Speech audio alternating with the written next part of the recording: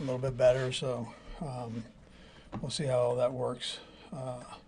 And then it'll be similar to last week. I've got a couple variables that I can do at that spot.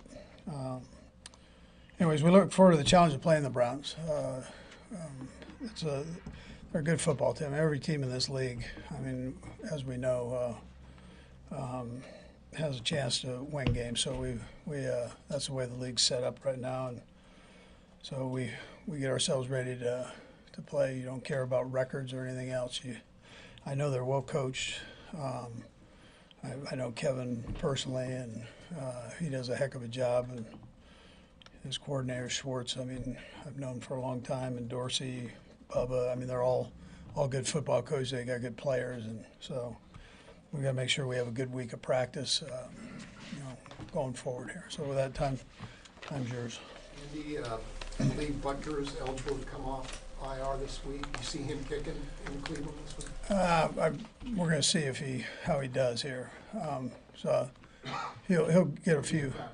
Yeah, he'll have a few snaps out there.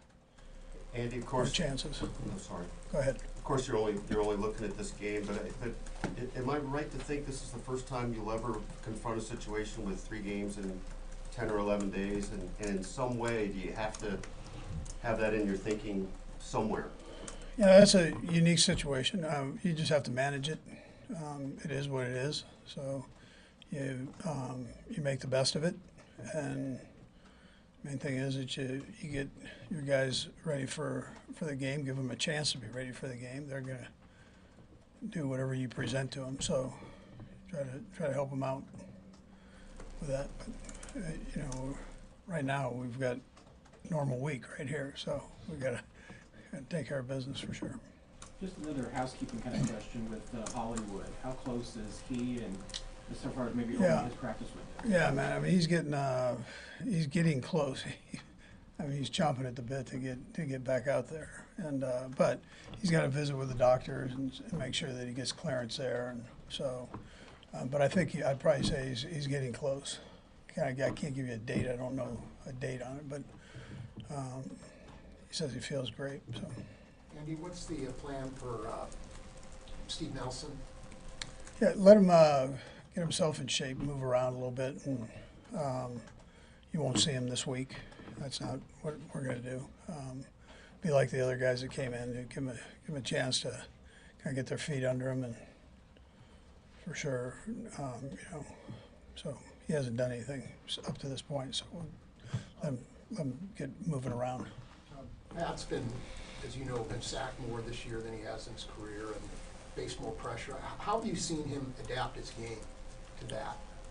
Yeah, well, I mean, he made some unbelievable catches, or throws the other day, and he never complains about anything. He doesn't, he just comes back and goes on to the next one and fires. And so, but I mean, he's doing what he always does. I mean, he hasn't had to really adapt other than to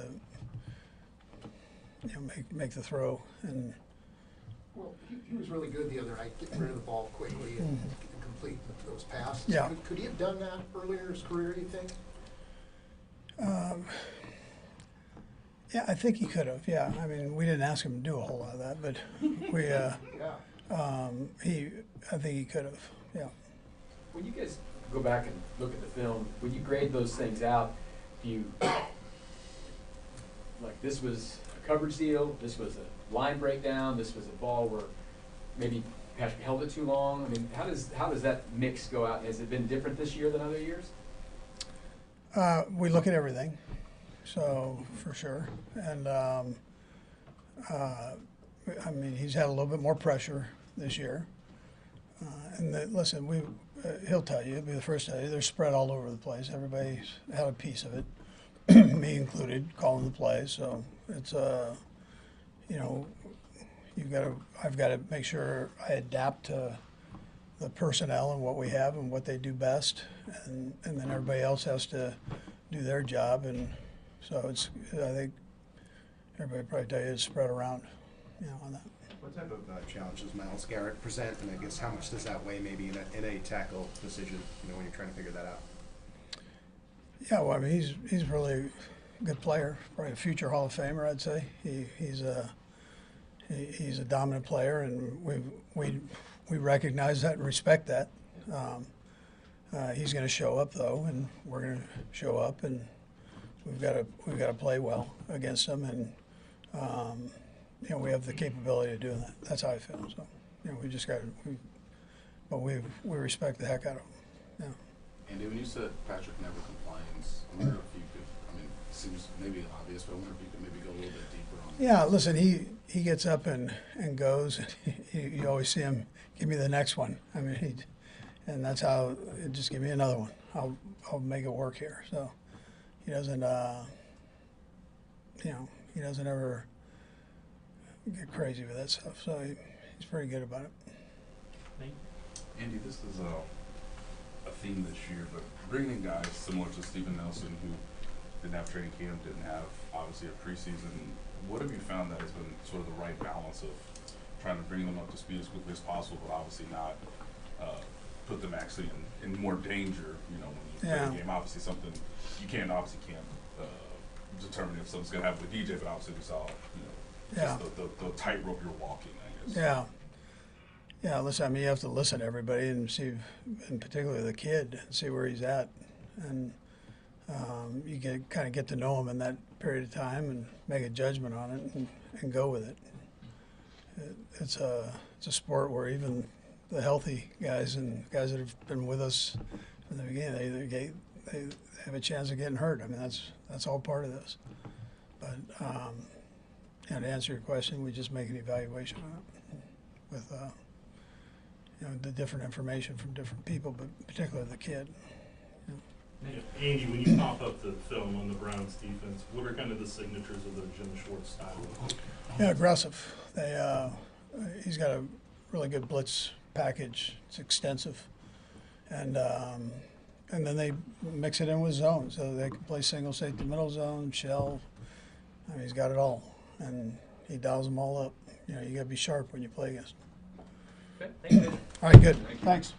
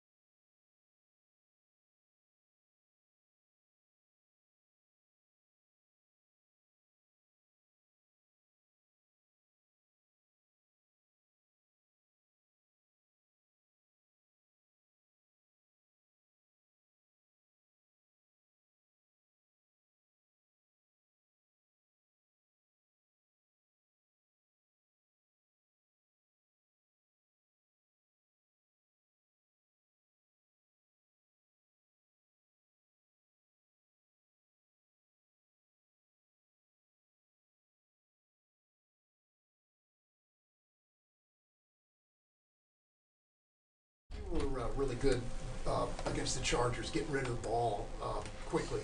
You did a nice job of that because of the pressure. Do you feel like you could have played that style of game earlier in your career? It's hard to say. I mean, I think just taking what's there, what the defense has given me, and They obviously have a good pass rush, and I thought guys were getting open quickly. I thought D-Hop did a great job, Trav, Noah, others, and just trying to get the ball in their hands, let them make plays, and it was enough to get the win.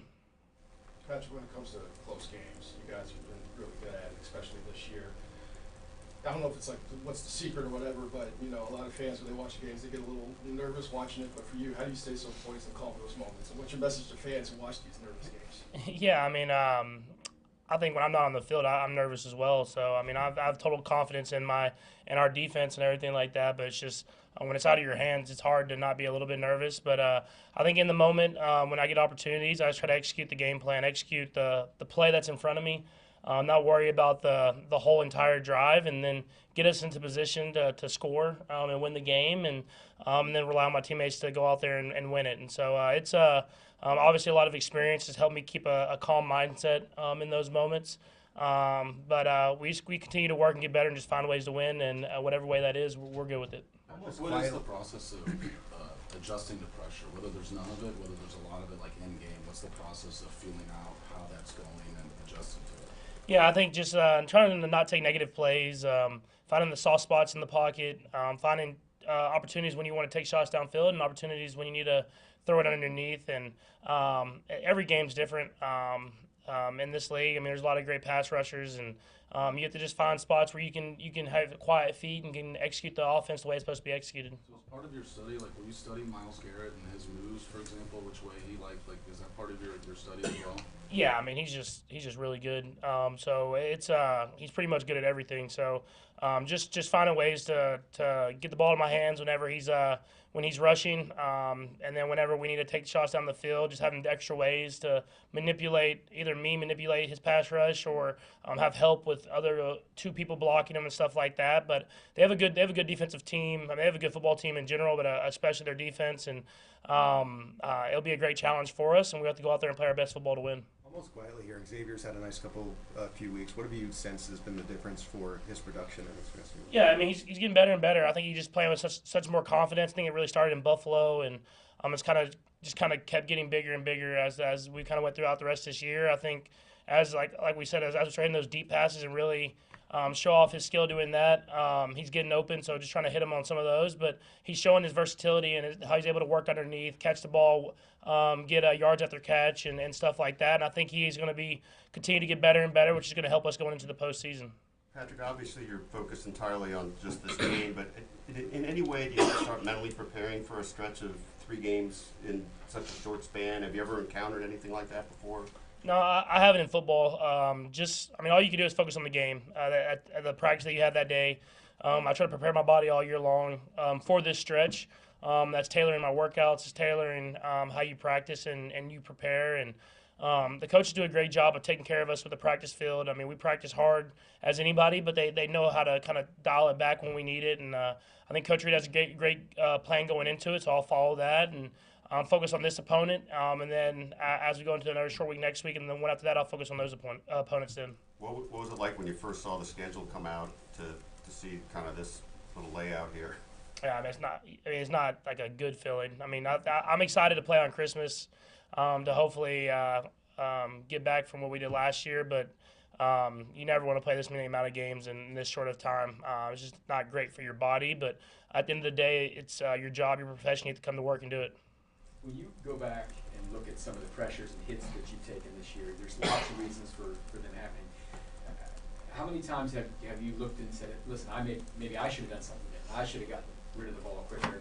Because a lot of people just like, oh, let's just blame the line or whatever. How often is it something maybe you yourself? Yeah, I think it's a lot. I mean, there's times where I'm trying to be, like the best word is greedy, and trying to take a shot downfield. Or if you look at the kind of the early sacks in this last game, I mean, there was a play in that first third down where I probably just hit Travis, and he maybe or maybe not gets the first down, but I'm trying to really hold on to it, and then I rush up in the pocket, try to make a play and run into a sack. And there's been a good amount of those this year, and that's why I have to continue to work on my feet and finding that soft spot in the pocket, because I think there's multiple times a game where the offensive line's holding up and I'm not trusting my footwork in order to go through my reads and make plays happen. So that's stuff that I work on and continue to work on throughout my career. By necessity, you guys have rotated tackles this year. What are some things that you're preparing for to make sure Myles Garrett, for example, just doesn't ruin the game this week?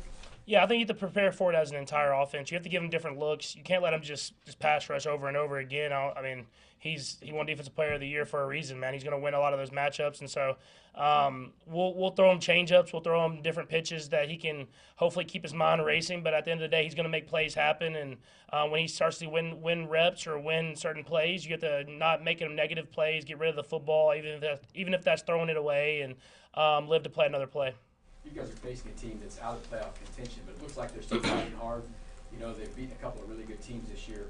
Defensively, besides Garrett, what else are their best parts? Yeah, they have a lot of great players, I think. I mean, you look at the cornerback position and Denzel Ward. I mean, the linebacker position, they're flying around. Safeties, same as well. And then obviously the defensive line. And then Coach Shorts does a great job of mixing up coverages, bringing pressure when it's necessary, and then dropping into zone and man coverage when it's necessary. And so it's a really good team. I mean, they have a lot of same players from last year's defense that was like number 1 in the league. So it's a great team with a lot of pride that's going to come in playing hard, especially at home. And we understand it's going to be a great challenge. We're going to play our best football to win. Sam? Patrick, how much pride do you take in what you guys have been able to do on third down this year, and how do you identify the reasons for the success you've had?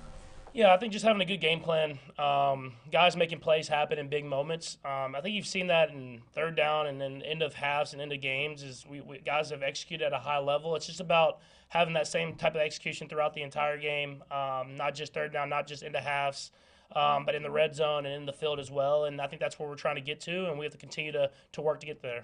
Nick, Patrick, when you're going through the week with the offensive line on protections and film and that type of stuff, what's kind of that process like throughout the week without giving away exactly? Yeah, no, we obviously meet through our protection plan meetings throughout the week, and then I have separate meetings with some other offensive linemen, and we talk through just kind of what they're thinking, what they're feeling, and then at the end of the day, we have to go out there and do it. And I think that there's been a lot of great moments. There's been moments that we want back, but that's everybody. That's not just them. That's me. That's every receivers, whoever it is. It's a full group thing, and I think we're trending in the right direction. We just have to keep pushing to get there. Thanks, Patrick.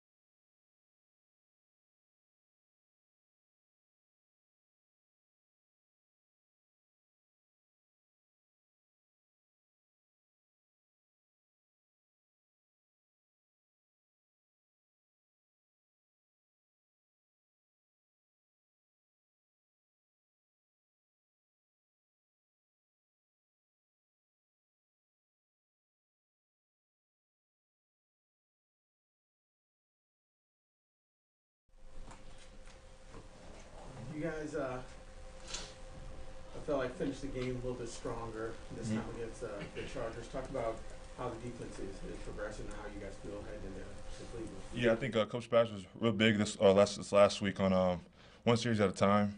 We did that in the first half. We kind of let some plays get away from us a little bit in the third quarter, and they ended up forcing the field at the end when we needed to. I think the group is steadily getting better, steadily on the incline.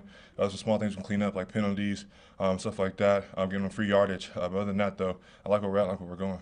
Nick, you mentioned first half to second half. In your mind, what was the difference in some of the second half woes compared to the first half? Yeah, I think when we looked at the sheet after the game, we looked at the run plays. I think they got a higher win rate in the second half than they did in the first half. I think we did a very good job on first, second down, giving them third and longs. In the second half, we didn't do that as well. What's it been like having Charles Omenihu back in the mix, in front of you as you guys are operating, especially against the pass? Yeah, definitely add some versatility to our rush, move him around different places. He's a tall guy, him and Chris together. So they cause have for shorter quarterbacks, especially in the middle of the pocket. But yeah, we can keep moving him around, figure out things he likes to do. He's been out for a while, so he's kind of on the short end in terms of just kind of see what he wants to do and stuff like that. But I think Coach Bass is going to continue to evolve his role as the season progresses. Nick, what do you see from Jameis Winston? Yeah, quarterback, he can sling the ball around. He's been doing that for a very long time. I think he's doing a great job of keeping his feet alive in the pocket, moving around in the pocket, giving his receivers a chance to get open, man, and find an open guy. I think earlier in the year, when I watched early in the tape, he was kind of force-feeding a couple guys, but now he's kind of equal opportunity guy. The tight ends, running backs, wide receivers, number three's having a hell of a last 5-6 games. So yeah, he's spreading the ball around. And whenever you're in this type of cold weather, you may not be able to hit as much and tackle as much, especially against teammates, as you would in camp. How do you kind of be able to keep that tackle mentality in this type of cold weather? Yeah, we do a great job of finding different ways, whether it be a bag, shield, something like that, to kind of just get a power level down and kind of just kind of stay in the front end of that. But yeah, man, when it comes to tackle playing football, man, I think you put some stock in that thing since training camp, and once you learn how to tackle, man, you just got to get them on the ground. We know Nick Chubb came back from that injury. As you kind of reviewed the film, how has he looked, in your opinion, especially coming off that? Yeah, I think early when he first came back, he was kind of filling it out, man. But like now he's trying to kind of get his footing a little bit. You can kind of tell with his cuts, his vision, and all those things are still there. I think before he got hurt, he was on the way to being a Hall of Fame running back, and yeah, kind of injuries kind of halted that a little bit, man. But you can still see those great things that he has with the ball in his hands. Do you watch any of the Jameis Winston press conferences, his interviews? No, I kind of been watching Hard Knocks recently, so I've kind of heard a little bit of his pregame speeches and stuff like that, man. But yeah, I'm proud of him just being him. You know what I'm saying? He's an individual. He kind of owns that he's okay with himself, and it kind of shows that, and he kind of shows that to his teammates. Anything else? Thanks, Nick. Thank you.